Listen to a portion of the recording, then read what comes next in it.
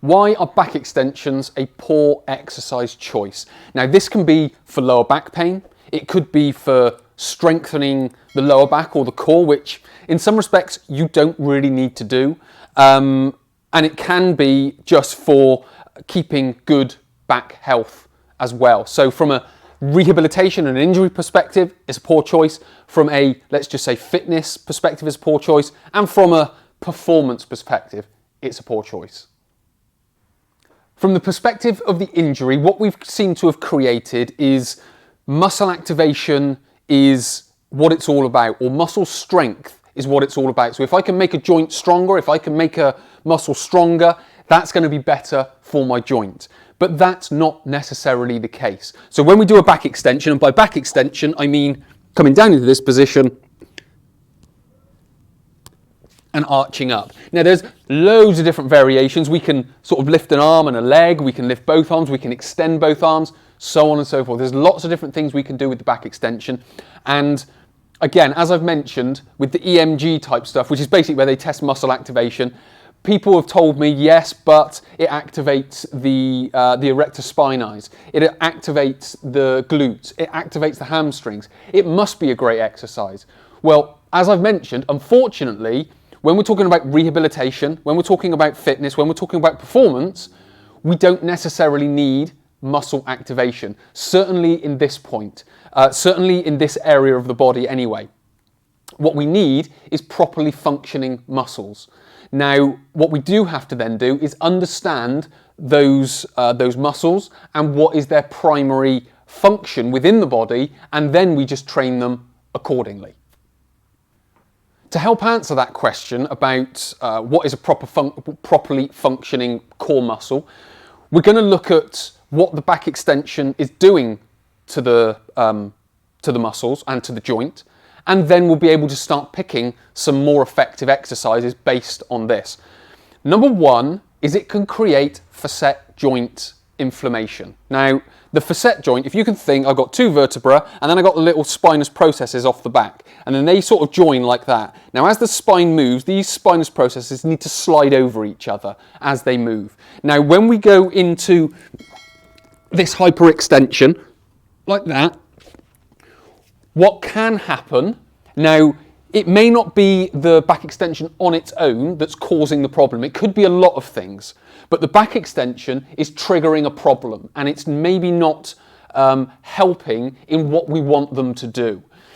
Because when we go into that hyperextension, those facet joints that I described that need to slide over each other, they can get squashed together, essentially. That can then create some inflammation in the joint. So that whenever we do those exercises, yes, we get the muscle activation of the spinal erectors, we get the muscle activation of the glutes and the hamstrings, which is great. But what we don't understand, or what we don't realise, is that although we're getting the muscle activation, the actual cause of the problem is the facet joint and the inflammation within them. So we can have as much muscle activation or as little muscle activation as we like. If we extend the spine, we're going to create the problem. Number two is spinal compression. Now by that, I mean, when we go into that extension position, so when we go into that, so imagine I'm led down and I extend my back. When I go into that extension position, the spinal erectors, they activate, which apparently is a great thing. Now, if we have a spine that doesn't like extension, or even it doesn't like compression. So I've got this little sort of soft, I think, yoga Pilates type ball. Now, imagine my hand are the muscles and this ball is the spine. Now, what's happening when I activate the muscles is essentially it's squashing the spine like that. So it's putting a lot of compression around it because I've got muscles on both sides compressing around it. Now, if my spine doesn't like that, and there are ways to test that, so if my spine doesn't like that, then again, that muscle activation is actually a hindrance rather than a help. So we have to understand these triggers to be able to understand what we need to be doing for the spine. And finally, number three, extension under load, again, isn't the most effective strategy. So this now comes into the proper functioning of the spine. So the muscles of the torso, all abdominals, obliques, spinal erectors, they need to work as one unit. If we can do that, we spread tension and load all around the torso. We've got the 3 layers, the transverse abdominis, the QL, the internal, the external obliques. So we've got all these different muscles, front, back, sides. We've got different layers that are there to produce a material that can spread the load around. If we just do our spinal erectors like that, and we're not doing the abdominals and the obliques, all of the load is going and centering around the spine. So we understand the muscles of the torso to be one unit that spreads load that needs to activate together to create that one unit. So what we then start to understand are different exercises that can do that. So if we want muscle activation in the lower back and through the posterior chain, there are a few exercises that are going to be a little bit more effective, and that's what we're going to look at now. And I'm just going to go through 2 exercises. The first one both of them I've talked about a lot, but probably the first one a little bit more. Now, we come into all fours, we go to here, and we go into that position. Now, because I'm only lifting one leg, I'm only really getting half the compression around the spine, because only one half is working. And then when I swap the legs over, it goes to the other half and the other half switches on. So we're minimizing the compression on the spine. What we're also able to do, from here we're able to brace, we're able to get the neutral spine, so we're not overextending, because when we overextend, remember, the facet joints can get compressed and they can inflame and they can create their own problems. So we're getting that neutral posture, we're getting the abdominals working, we're getting the obliques working because we're using the brace. If we put the shoulders down, we're getting the lats working, and then we can go into our position. So we've got neutral posture, so the facet joints are okay.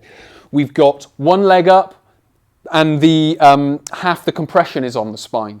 We've got multiple muscles working, so that's starting to spread load around the torso. So you can start to see it's a much more effective exercise. When we lift the leg as well, we've got the glute working. So there's all these different benefits that you get from it. So it's not necessarily just going in and thinking, right, I need activation from my posterior chain, because this exercise, if you've got back pain, is a much better exercise. Even in fitness and performance environments, it's a much better exercise, because what it can do is it can start to get the muscles working more effectively. The second exercise is the bridge. Now again, there's lots of different ways of performing the bridge, because we could take it up into a hip thrust as well. But essentially what we're doing is we're coming up into this position, getting the glutes nice and active, again, minimizing the load on the lower back, getting the abdominals braced. If we've got a band around, we can get even more glute activity. And again, it's going to be that much more effective, not only for the spinal erectors, but also for the posterior chain muscles. We could then take that into a hip thrust. We could take it into a single leg hip thrust.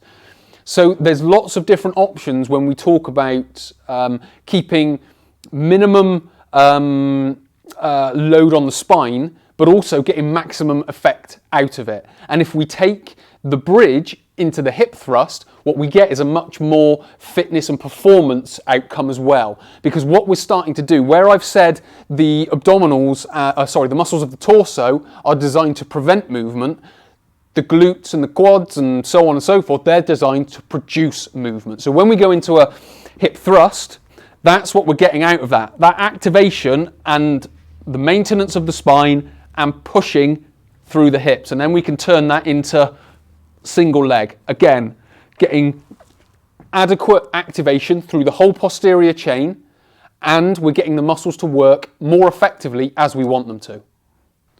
So to quickly summarise, the back extension at worst is a bad exercise. At best, it's unnecessary, because we've got so many other exercises that we could use. And I've just mentioned 2 of them from let's just say a very basic level, but it crosses over all 3 sections of the population, be it rehab, fitness or performance, in the bird dog and the bridge. So if you want any help with managing lower back pain, selecting better exercises and rehab for that, then just click the link below. You'll go through to my online course and coaching page, fill out the form, answer the questionnaires. It's a big data collection to start with. Then you'll go through some hip range of movement tests, some lower back muscle tests, and all that data will come to me. I'll read through it. We'll sit down in the consultation and coaching and discuss it. I'll write up a plan. Then you get your 2 weeks of support afterwards to help implement that plan. So if you want that help, just click the link below. My name's Chris from Chris Hole Training. Thank you very much.